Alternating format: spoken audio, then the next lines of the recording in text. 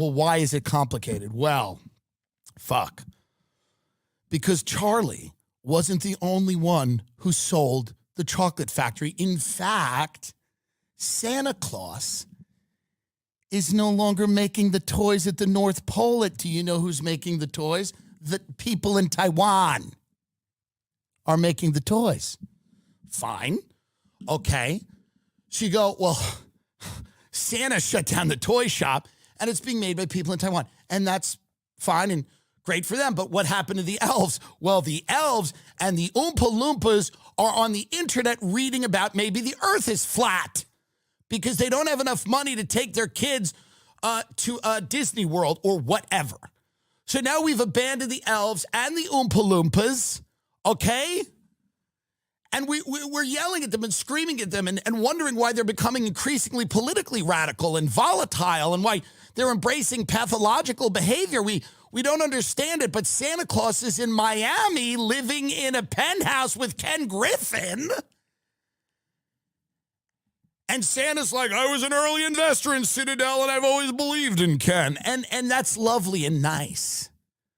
For Santa, he goes, the toy business ain't what it used to be. And Santa's just sitting there in Bal Harbor in a 7-bedroom, 7-bathroom condo overlooking the ocean, maybe at the Oceana. I don't know, who cares? But Santa's sick of the cold. He likes Miami because there's no income taxes and there's plenty of Latin American women that he can ogle. So Willy Wonka gave the factory to Charlie, who gave it to Unilever. Santa gave the toy shop to Taiwan. The Oompa Loompas and the elves have been left to fend for themselves, and they are all working at Panera. So then Donald Trump goes, I want to bring the chocolate factory and Santa's workshop back.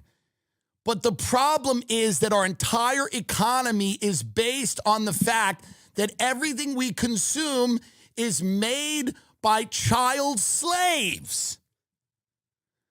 That's why it's also goddamn cheap. Why do you think it's cheap? You think it's cheap? Because people, these factories, Foxconn, and they're not good at Amazon either, you're not allowed to use the bathroom. The whole thing is a nightmare.